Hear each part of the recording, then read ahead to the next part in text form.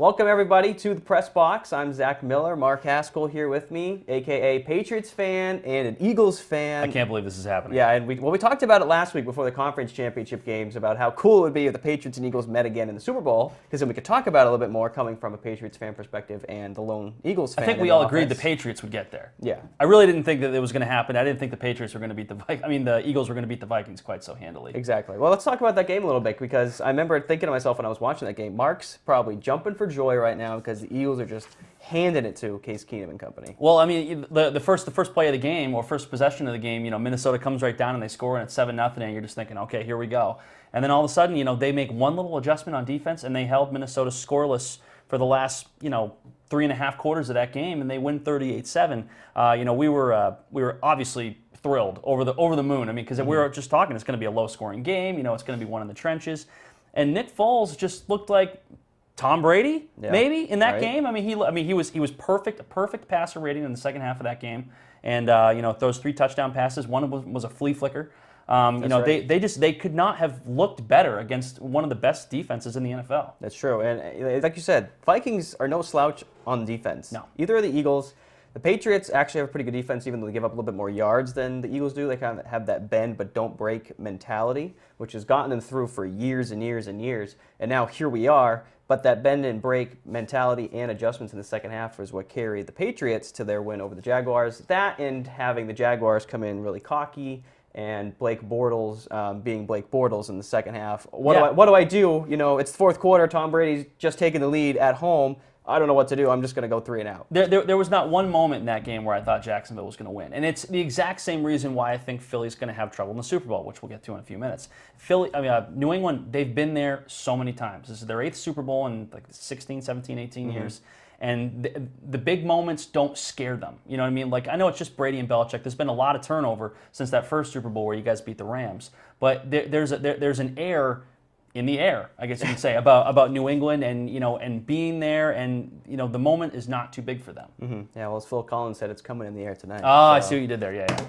So, sorry, I had to throw that in. Awful. It's awful. It's really cold here in Minneapolis, by the way. I don't know if you guys know that. That's true. Today's Thursday, whenever you're watching this, it was -1 degree this morning from all the other media posts I saw on Twitter out there. So it's actually warmer here than out there in Minneapolis. So, but not to worry, the players will be playing in a dome, so that's no big deal. They'll be fine. But on to the Super Bowl we go. A couple days until the big game. It's going to be exciting. It's going to be Tom Brady, the best quarterback that's ever played the game, against a very good Eagles defense that is very good once again. You're trying to say Nick Foles isn't one of the best quarterbacks to ever play the game? No, never. Not yet, at least. I don't know if I believe We'll see how he goes. Yeah. So, but it was kind of funny. I was looking over interesting viewpoints and perspectives for the game. And if Nick Foles wins the Super Bowl, he would be the only quarterback to come in for an injured starter and go on to win the Super Bowl. You know who the other one was? Tom Brady? Tom Brady. Oh my God! For Drew Bledsoe in 2001. Just an interesting, storyline for the game. I've been thinking about those parallels a lot this week.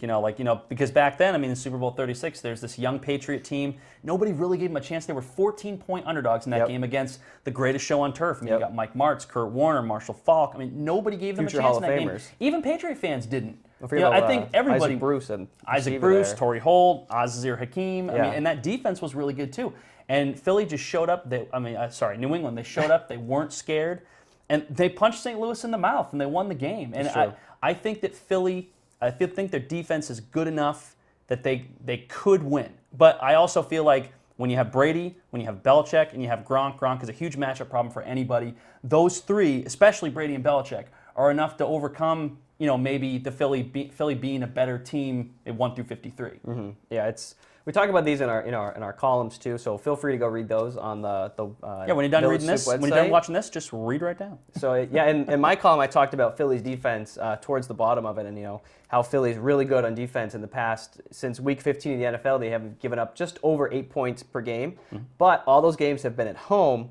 And when they get away from home, it goes up to 23.5 points per game. And in 6 of their 8 away games this season in the regular season, they've given up 23 points or more in 6 of those. So we'll see how they do on a neutral site, so to speak. But they're away from home, and obviously the Patriots are away from home, but Brady plays very well in a dome as he has his whole career. He plays well everywhere. That's true, he does. Yeah. I don't know, that man has the best mentality I think I've ever seen from a player. He's just always so focused and prepared for everything. And so is Belichick, and that's what makes him the best. Well, I mean, Philly's been in kind of an interesting dynamic this whole year because, after Carson Wentz went down, yeah, you're right, they had these games at home, but they were the first time a number one seed was ever not favored at home, and it happened to them 2 times in a row. They beat Atlanta, and then they beat Minnesota in the NFC Championship game. So, I mean, it's almost like losing Carson Wentz and having the home field, they kind of negated each other a little bit.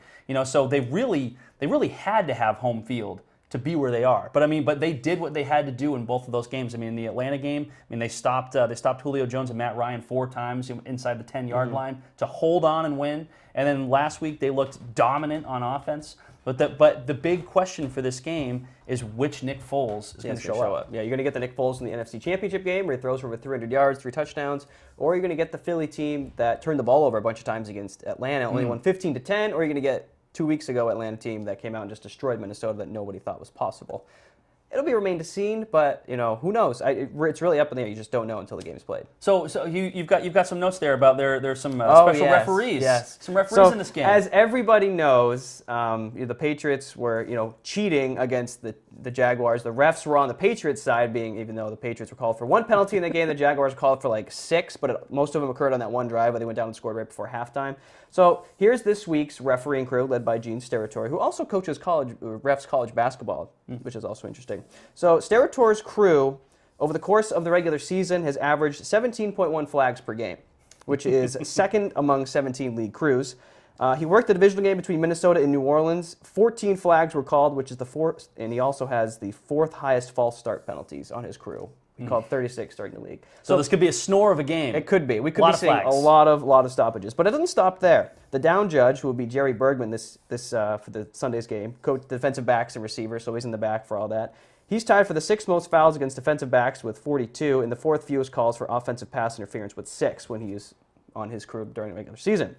The line judge, Byron Boston, was part of the crew in the regular season that called the 2nd highest false starts or encroachment penalties in the league. The field judge will be Tom Hill, who's also in the defensive backfield, was part of the crew that called the 4th most penalties for defensive pass interference, illegal contact, or defensive holding during the year at 45. And then, last but not least, the back judge will be Perry Paganelli, hell of a name, part of the crew that called 35 combined penalties for defensive pass interference, illegal contact, or defensive holding. So either way, we could see a lot of penalties thrown for receivers. So are you trying to make the case that the game is going to be slow because there's going to be a lot of flags, or are you trying to make excuses for the Patriots if they lose?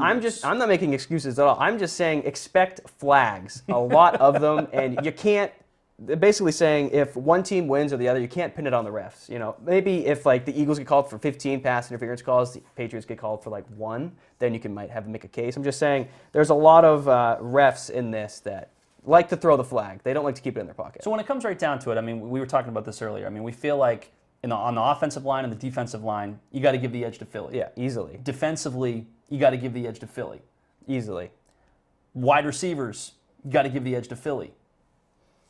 Maybe not as much? Maybe not as much because, you have, no offense, you have Nick Foles, and then you have Tom Brady on the other side who just makes everybody better around him. Plus you have Amendola, you have Gronk, so, Amendola's no slouch of a receiver. Chris Hogan's no slouch of a receiver. I know you guys have, Alshon Jeffrey and, all those guys, but... Aren't you guys calling Amendola Danny now? Aren't you guys on a first-name basis with him now? No, I don't know him personally, so no, I don't. I call him Mr. Amendola. I'll be proper. So. Well, yeah, we got Alshon Jeffrey, Torrey Smith, Nelson Aguilar, Mac Hollins. You have no slouches either. It should be a good game from the receiver aspect. No question. And then when we come to the running backs, I think you and I both agreed the running backs are kind of a wash. The running backs are both pretty solid. Yeah. I don't think that the running backs. I think the running backs could definitely factor into this game significantly. But I think the Eagles getting that Jay Ajayi trade on Halloween night. That was really, really good. Boy, didn't he show the Miami Dolphins, huh? Yeah, right? Exactly. I think one of the key points of this game is if Philly can rush 4 and get to Brady,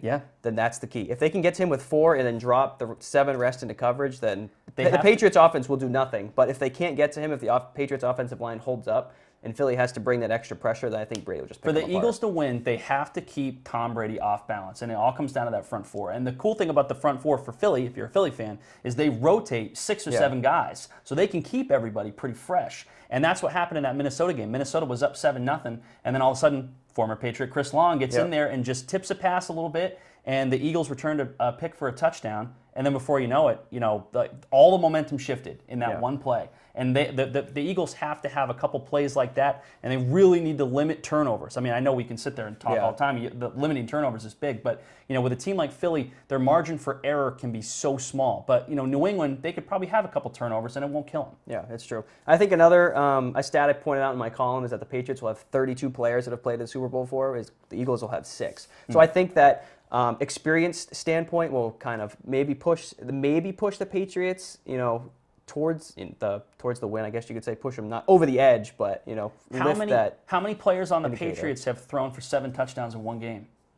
It doesn't matter. I'm pretty sure Nick it's Foles. just Nick Foles. Yeah, just Nick Foles. Anyway, well, let's get into our predictions. I'll let you go first. All right. Well, obviously, I've bled Eagle Green for a long time, so I really can't do anything other than pick Philly. In my column, I picked 36-27 for Philly to win. Such a high-scoring game. Oh well, you know what? The Vikings and the Eagles was supposed to be a low-scoring game too, and Tom Brady. Well, half of it was. Tom Brady is going to do Tom Brady things. He always does that. I'm like the Phillies defense, as good as it is, as great as it can be, they're not going to shut Tom Brady out. Like Belichick, they're going to make adjustments. They're going to score points. But I also think that Philly has proven throughout the playoffs they can score in a lot of different ways: offense, defense, special teams. I think it's going to be. I think my pick is 36-27. I think at the end of the day, I'm not coming into work on Monday because I'm going to be really, really excited. It's going to be a long night for me. Yeah, right. So he's almost like, battling a cold here, so excuse my nasally voice and everything else. With your pick there, it almost reminded me of Chris Berman with his crazy wild score picks. 36-27, Well, the reason I picked 36 is because something weird always happens with the Eagles. Like they'll score a touchdown, they'll miss an extra point. That's true. Like it's never like a traditional 24-20 or 21-14 kind of thing. It's always a weird score. Yeah. So anyway, down to my prediction in my column, I picked the Patriots to win 24-17, lower scoring than yours, obviously.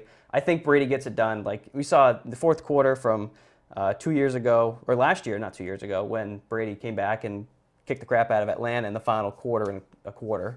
Did you know that New England was down 28-3 in last year's Super Bowl? No, I didn't know that. Never heard a Patriot fan say that before. No, that's odd. No. Anyway, but I think the Patriots will win. I think the experience, Brady and Belichick, and getting Gronk back will kind of push them over the edge. Also, happy 3-year anniversary today, which is Thursday, to the Patriots knocking off Seattle with Malcolm Butler's last-second interception in the Super Bowl. Yeah. I know you'd love to hear that. Yeah, you guys, the way you won 2 of the last 3 Super Bowls in the most satisfying ways possible, it's been tough. It's been tough to live around here being such a big Eagles fan and listen to Patriot fans go on and on all the time. But I'm hoping that maybe, you guys have 5, that's a lot.